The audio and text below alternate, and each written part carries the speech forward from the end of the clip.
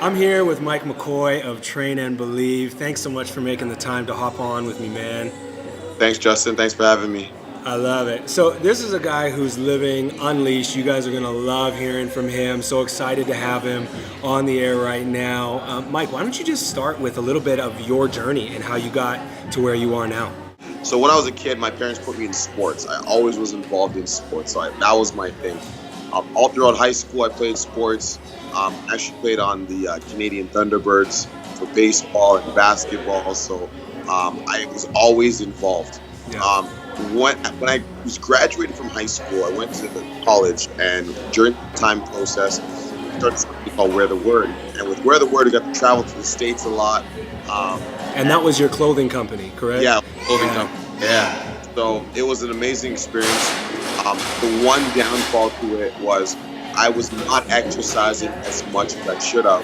Right. And when the events were done, usually late night events, everybody was hungry. So we'd always eat late night. Right. And because we were on a budget, we went to IHOP. Because IHOP always fit the budget.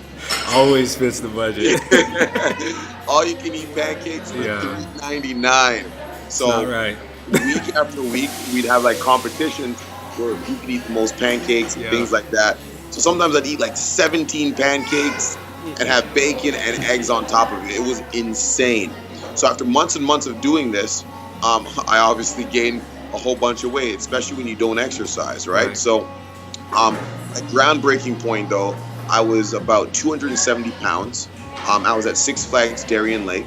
Waited in line to go on the Superman roller coaster for about 45 minutes. Got to the front of the line, got in the ride, and put down the lap bars, and the lap bars did not close. So I looked back at the ride conductor, and the conductor said, "Hey, you gotta put your lap bar down a little bit." So I started jamming my elbows on the lap bar. I was like, oh my gosh, this is embarrassing, but I'm like, yo, I waited to get in this ride. Right, I'm going on. Yup. And he looked back at his manager, and the manager goes, "The red light didn't go off. You got to get him off the ride." So I'm like, so the lap bars lifted. The exit was all the way at the back. So I was the only one who had to get up and leave the ride. So everyone's lap bars lifted up. Everybody's lap bars lifted up.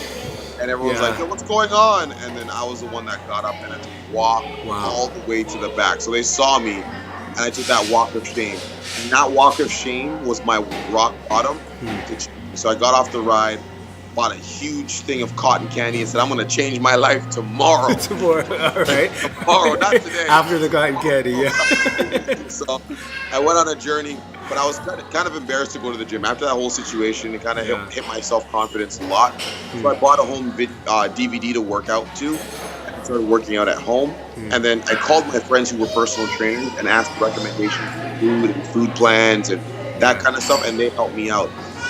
My whole process and weight loss journey took about 9 months, and I went from 270 pounds to 200 pounds. And that's what sparked me getting into the fitness industry again, because I was too afraid to teach again and get involved with coaching and doing that kind of stuff when I was so overweight. My confidence wasn't there to do it. So. Wow, man, what a story. I just love that. Thanks so much for sharing that and for being vulnerable. Tell me a story of, a successful moment in your career as a personal trainer. What's the type of story that keeps you motivated? Okay, so I had a client that was 60 years old, had issues walking due to quad injuries. Right. She had surgery done, and she could barely walk. So after about 4 months of training, we went through a program to help her build strength back in her legs, and she was able to run again. And she almost started crying in the session. She was overjoyed, thinking that she would never be able to do certain movements again. Wow. And she was just happy being able to do housework and simple everyday things. Wow. Because of that exercise and because of the programming, it changed her life completely. I had another client, he's a dad, 2 girls, and he had high cholesterol, high blood pressure. About 4 months of training, we worked as hard as we could. And after the 4 months were done, he said, "Hey, Mike, I got good news." I'm like, "What happened?" He goes, "I went back to the doctors, and my cholesterol is normal, and my blood pressure is normal. Thank you so much." And he was just like so grateful as a father to be able to be there for his kids. Wow. So like stories like this keep me going, because my goal as a person is to have as much positive impact on my community. Yeah. And fitness is the tool, just one of the tools that I use to do that. So it's an exciting journey. Here's what I want to know. If you're talking to somebody who is setting some goals for themselves, and what would you tell them are the next steps on their journey, whether fitness or otherwise? What would kind of be the next step of somebody actually starting to see their goals become a reality? So I like using the SMART goal method. Specific, measurable, attainable, reasonable, and timely goals. So what we do is I do also trainer consulting. Okay. So with trainers, we set certain goals to hit for numbers per month.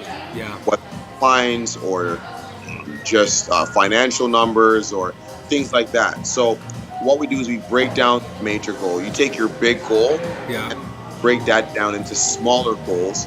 And each small goal is a step towards your bigger goal. Right. So then when you think in that process, the process becomes a lot easier for you to attain the bigger goal, and it doesn't seem as overwhelming. Yeah. Those smaller goals that lead to the bigger goal is one of the huge keys to success, no matter what your goals are in life. Right. So then you're getting wins, over and over. Every week you're hitting some sort of new win and getting more motivated in that. Yeah. Exactly. That's so brilliant. I'll use weight loss for instance. Yeah. So if someone comes to me and goes, I want to lose 20 pounds, I'm like, that's a great goal. Let's break that down. Because on average, most people lose 1 to 2 pounds a week. Right. So I'm like, that's going to be our goal, 1 to 2 pounds a week. You're going to be excited, and we're going to celebrate at the end of the week if you lost 1 to 2 pounds. Right. So we work that goal in, and every week that happens, it occurs, and then all of a sudden their fitness becomes a lifestyle where they're constantly winning. Right. If you build someone up with a winning mentality by setting goals for them to succeed at, they become more successful at everything else that they do. Right. So it changes their mindset, because a lot of times people come from a place where they fail in certain areas, or they're failing in that area that they're asking for help in.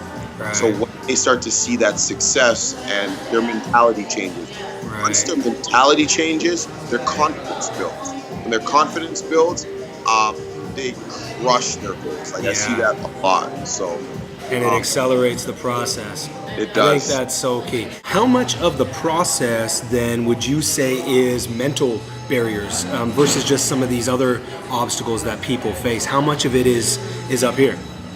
I couldn't give you the exact percentage of a number, but I say a lot of it is mental, because when you first start off, it's not anything physical. It's mentally getting over certain things. For instance, when I first started my weight loss journey, I used to eat a ton of food. So I eat like 4 or 5 plates of food, no problem. So when I was talking to a trainer, they're like, okay, let's change your mentality on how much you're eating. Right. So they had to cut down to 1 plate of food with veggies, carbs, and my protein. So I was like, man, this sucks, because I was so physically used to eating 4 or 5 plates, I felt hungry. But once I got into the process of doing that, everything changed. So I was mentally getting over what I used to do and changing it into what I needed to do to be successful. So that is huge. That's why people need coaches. That's why people need trainers. Professional athletes have trainers. They look fantastic. They all train with people. Business coaches, spiritual coaches. So no matter what it is that you have in your life, that coaching is there to help you succeed and to help take you to the next level. And a lot of it is mental. It keeps coming back to me throughout our interview just how important it is to get wins along the way and build that champion mindset where you become used to winning. It becomes a default for you, and you expect to reach goals at that point. You expect to have breakthroughs. You expect things to work out in your favor. How do you cultivate that mindset? Like, is it getting some of these tiny wins and moving forward? How do you really cultivate a mindset that expects to win? Oh, that's an awesome question. Again, one of the biggest things is the goals that you set. So I have certain goals that I set that I want to, as a trainer, to hit a certain amount of clients per month. Then having clients hit a certain amount of goals per month. Setting a system up for that to see them successful. And then when you accomplish that, you see them successful, it keeps me motivated. Let's get a little more insight into Mike McKoy as we're coming into the finish of this interview.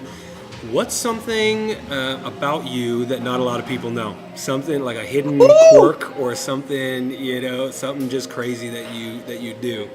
Well, I went skydiving last year, so Nice. I'm an adventurous person. I like doing crazy things. Yeah. But I love helping people. So one of my things I do is I love to do missionary work. Yeah. So I like going into communities that don't have much, being able to give food to people and clothing, including clothing drives, and then pray for people in the community. So a lot of people may not know that about me. Yeah. Some people actually may know that about me actually, but I love helping people in the sense of meeting their everyday needs. What is one inspirational quote or a phrase or something that has really stuck with you that we could pass on to the viewers right now? Okay, one of my things that I live by is even if you're a believer or not a believer, love is a powerful thing. I believe God is love. So my quote that I live by is love God, love people. Yeah. And when you learn to operate from that place, you can have a huge impact. No matter what anybody says to you, no matter how negative people are to you, still treat them with love.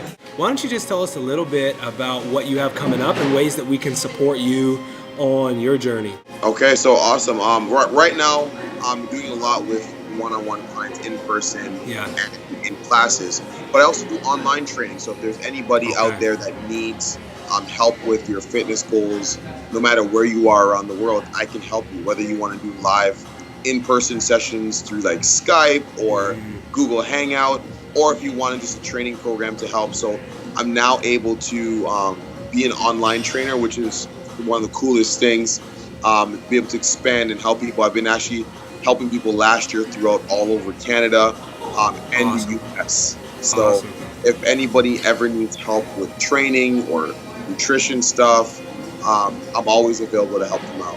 Now, what about viewers in crazy time zones? Like if I have somebody in Zambia, Africa, are they able to get a hold of Mike McKoy?